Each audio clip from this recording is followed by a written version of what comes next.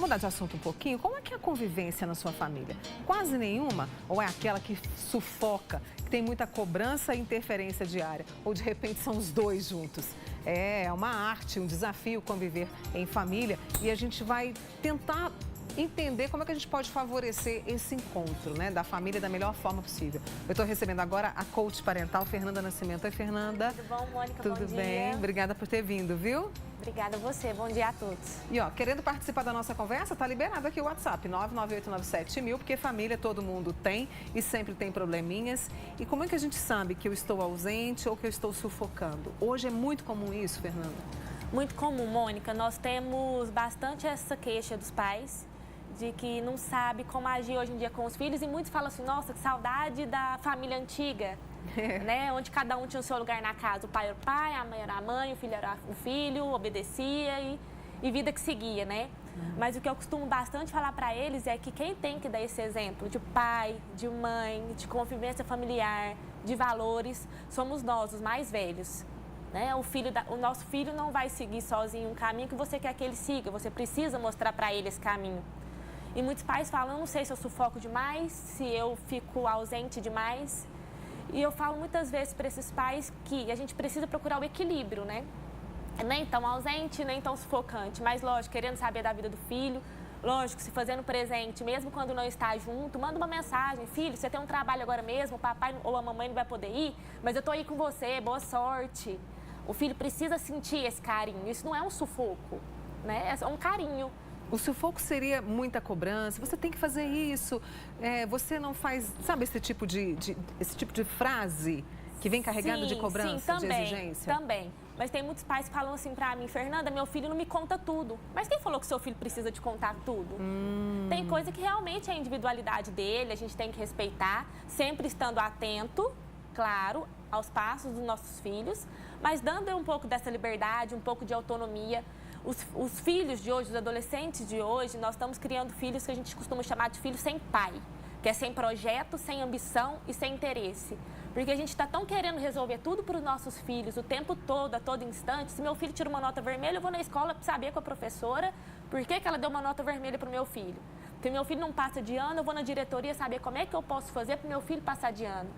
E ensinar o nosso filho a ter frustrações, a mostrar que a vida não vai falar sim para ele sempre. A ser independente, a ter a autonomia independência, para resolver. sim, a dar autonomia para o seu filho resolver as coisas, os problemas dele, porque um adolescente hoje ele pode fazer isso, ensinar, trabalhar o seu filho para o adulto do futuro, porque senão ele vai realmente sofrer lá na frente, porque a gente precisa lidar com as pessoas, a gente precisa ter essa relação de diálogo com o próximo.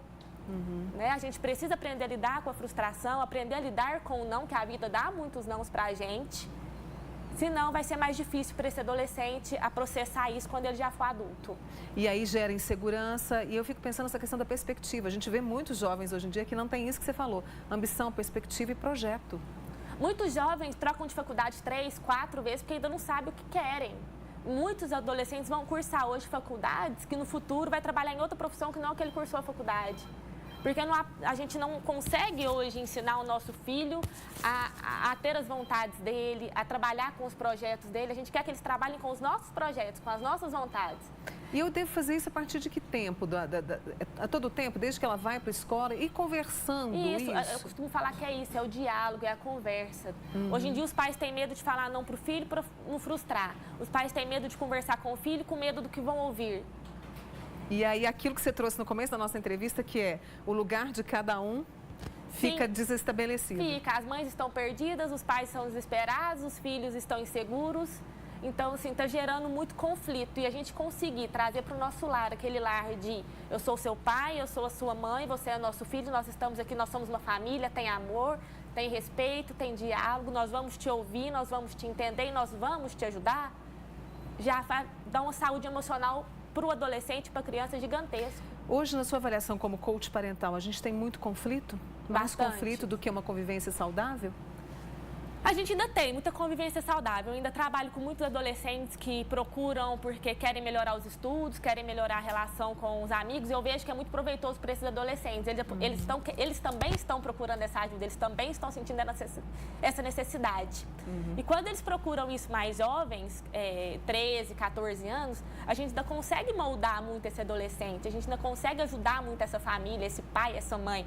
Porque eu falo que a gente não trabalha com o adolescente, a gente trabalha com a família. Com a família toda, porque né? O pai e a mãe, às vezes, também tem que mudar um pouco a conduta. A gente vai voltar com a Fernanda, eu vou pedir licença a ela agora um pouquinho, porque a gente vai voltar com a Fernanda Paranhos e a gente vai saber como possibilitar ainda mais esse encontro, tá? Só um minutinho, viu, Fernanda? Eu volto agora porque a gente está falando sobre a arte de conviver em família. Não é fácil, às vezes sufoca, às vezes está ausente demais. Eu tenho uma pergunta, Fernanda, aqui para você, da nossa amiga, deixe-me abrir aqui o nosso WhatsApp. Ela disse o seguinte: Mônica, minha filha tem 15 anos, tem um projeto para ir para o Exército, seguir carreira, mas ela mal frequenta a escola, a preguiça é muito grande. O que a Fernanda me indica a fazer? Já conversei com ela várias vezes, mas nada mudou. Ela, infelizmente, não mandou o nome dela, então... da nossa amiga. Hoje nós temos mesmo os jovens de 14, 17 anos, Mônica, eles são mais preguiçosos mesmo com a escola, com a arrumação do quarto, com deixar a casa em ordem. Eles são mais preguiçosos. Isso por causa daquele cérebro imaturo que não consegue ainda fazer as relações certas, né? Então, o que eu aconselho para essa mãe, que infelizmente a gente não tem o nome dela agora... Ela não mandou. Sayonara. Sayonara.